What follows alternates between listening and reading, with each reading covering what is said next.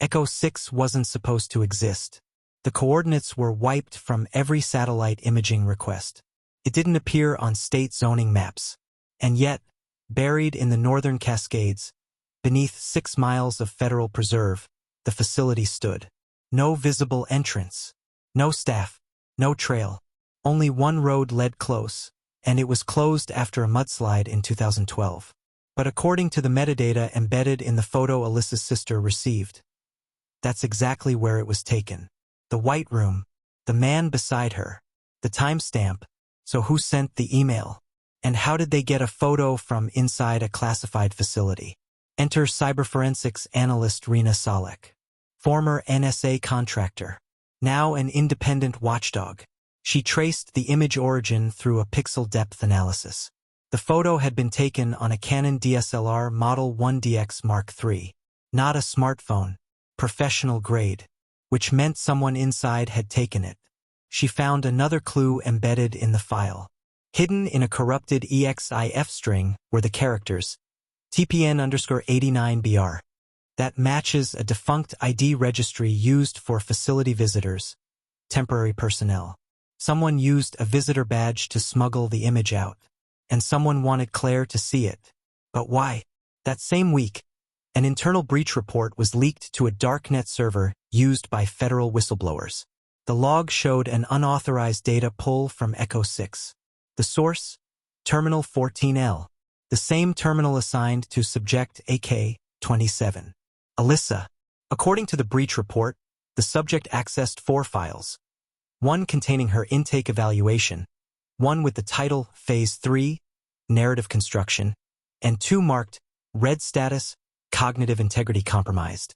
The report was flagged, but there was no lockdown, no recovery, which means they didn't stop her.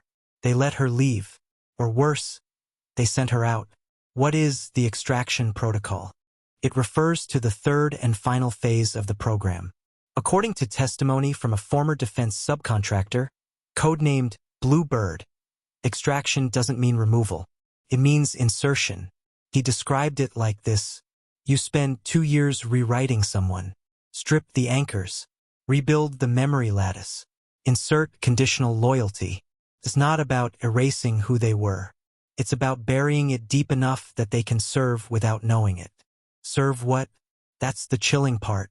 In 2019, a classified intelligence report warned of operational drift within Project 117Z. Subjects were beginning to fracture, experience flashes, memory rebounds. Some began journaling again just like Alyssa did. One file, leaked by Janice, included the transcript of a subject's recorded self-narration. They described visions, not dreams, visions of a field, a man in uniform, and a phrase, "I didn't say yes, but I woke up in white." That exact line appears in Alyssa's diary, page 27. So what happened to her? Was she reinserted into society as a silent operative? Was the diary a leak, a warning, or a signal? The most unsettling development came from a civilian, a woman named Kaylin Monroe, lives in Boise, claims she saw Alyssa, not last year, not online, last month, in a government office, accompanied by 2 men in navy blue suits. Kaylin said she remembered Alyssa from a university conference back in 2014. She approached her, said her name. Alyssa froze, and then whispered, "He told me I'm not her anymore." Kaylin filed a report, but the footage was erased. Her access badge was revoked. Her apartment was searched. No explanation. Meanwhile, Darren Moffat, Alyssa's ex, has vanished again. Phone disconnected. His brother claims he was planning to go off-grid, but a trail of debit transactions puts him near Seattle, close to the Echo 6 perimeter. But here's the most jarring clue of all. A voicemail, left on Claire Kendall's burner phone at 3:12 a.m. last Thursday. The voice? It's Alyssa. Her exact words, "I saw myself. I watched me leave. You can't trust the time anymore. If I go again, don't look for me. I'm still under." And then a single tone, a digital chirp. Analysts say it matches a frequency used in EEG interference research. So what are we looking at? A mind control experiment? A witness relocation gone rogue? Or something far more disturbing, an agency testing how far memory can bend before it breaks? Because if Alyssa escaped, she may be the only one. But if she was released, then she's not alone. And what if more subjects are walking among us right now? Who controls them? And what happens when they remember everything? Because the final phase isn't extraction. It's activation. In this part, we follow the last recorded footage from inside Echo 6. A USB smuggled out by an anonymous source. A camera hidden in a pen. A room with no shadows. And a final whisper that may explain why so many vanished, and why Alyssa's diary was never truly finished. The pen was cheap, plastic, the kind you'd get at a conference booth. But embedded inside, hidden in the barrel behind the ink cartridge, was a 1080p camera, motion-activated. The footage was smuggled out using a dead drop in a public restroom on the outskirts of Wenatchee, Washington. The message included no sender, no demands. Just 4 words printed on a post-it note. Watch it. Don't speak. What the footage reveals changes everything. The first frame flickers. Darkness. Muffled static. Then fluorescent light. A hand enters frame. Pale. Veins visible. Places the pen on a table. Then we see it, the white room. Walls seamless. No corners. No seams. Just glowing white from all directions. Not a reflection. An illumination. The temperature gauge on the corner monitor reads 68 degrees. The air is still. 3 people are seated in chairs. Identical gray jumpsuits. One is male. One is female. The third, her face is blurred. Not by the video, by something in the room itself. When she turns, the distortion follows her. A shiver in the lens. A voice echoes. Calm. Measured. Mechanical. Begin phase 3. Narrative induction. One of the seated figures begins to speak. Monotone. Flat. As if reading from memory that isn't theirs. I was born in 1993. I attended St. Mary's. I studied linguistics. I wanted to be a teacher. My mother died in 2012. I remember. Only snow. The others repeat the same story. The same words. A script. Then, a command from the intercom. Insert divergence. Confirm identity flex. The man begins again. But this time the details change. I was born in 1991. I attended Notre Dame. I studied chemistry. My mother is alive. I remember rain. Each iteration diverges. But the emotion never changes. Blank. Void. As if they're trying on identities like clothes. Then, it happens. The female subject speaks. I was born in 1995. I attended Pacific State. I studied behavioral science. My mother never died. My name is... She stops, blinks, looks directly into the pen, and says, I know this isn't me. The voice on the speaker interrupts. Alarmed. Subject 7 hold. But she doesn't stop. My name is Alyssa Kendall. My father's name is Richard. My sister is Claire. I remember the barn. I remember the white truck. I remember. The lights flicker. The male subject begins to convulse. The third figure, the one with the distorted face, stands up and walks to the wall, touches it, and vanishes. No door, no exit, just dissolves into the white. Alarms blare. The footage cuts, then restarts. Now it's just Alyssa, alone. A single camera pointed at her from the ceiling. She's whispering, rocking slightly. I saw myself in a store. I watched her buy toothpaste. She smiled like me, but her eyes didn't move. Then she pauses, looks up, and says, if you're seeing this, I wasn't supposed to remember. End of footage. But what does it mean? Analysts believe this is evidence of active identity dissociation, forced through repetition, emotional suppression, and cognitive rewriting. It's not just brainwashing. It's retemplating. A complete personality reboot, performed over and over, until the original self collapses into nothing. But Alyssa resisted. She remembered. And someone wanted us to see that. Claire Kendall has now gone dark. Her home in Portland was found abandoned. Her phone left behind. Diary entries she'd been keeping, mirroring Alyssa's original style, ended mid-sentence. One reads, "There's a man outside again. He doesn't blink. I think he's waiting for me to sleep. If I forget who I am." The page ends there. And now, the USB has disappeared from the police evidence chain. Logged by Detective Harrell. Confirmed. Then gone. No explanation. No footage. No internal investigation. Just a redacted report filed under Operation Mirage. The only surviving copy of the video is with us. And that's where the final clue emerged. A whisper, barely audible at the very end of the clip. Slowed down 800%. Reversed. Translated through audio mapping. It says, "She is not the last. If Alyssa is alive, she may have regained her identity. But if the others are still out there, living lives that aren't their own, then the White Room isn't a prison. It's a factory.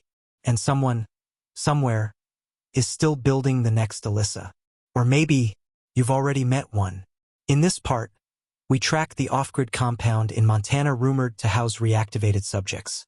A former handler steps forward. A blacked-out memo. And a final, handwritten page from Alyssa's diary that contains one line that could unravel the entire operation.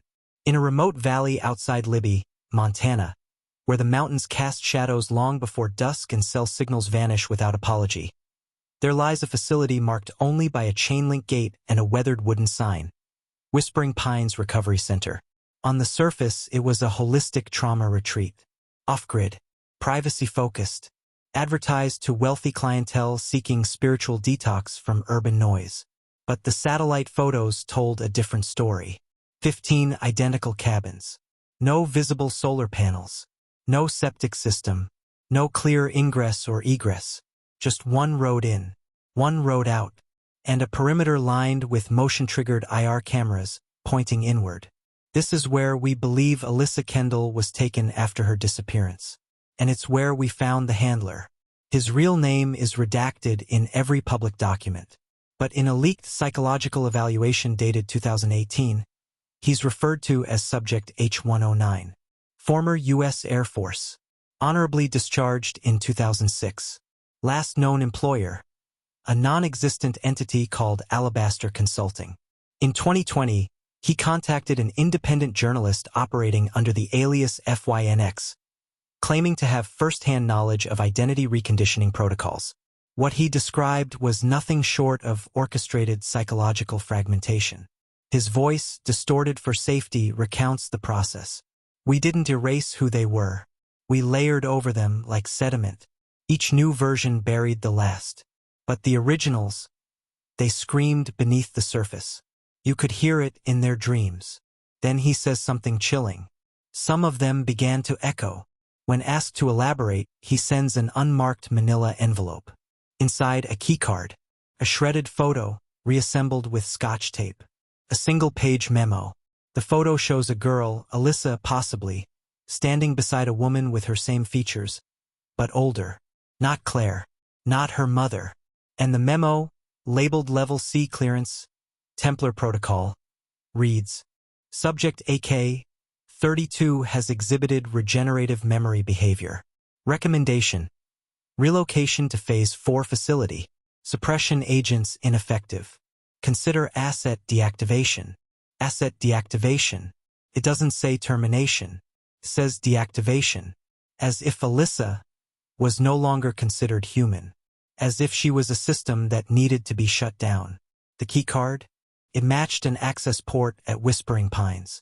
But by the time local deputies were dispatched to investigate, the compound had been razed, flattened, cleared of all structures.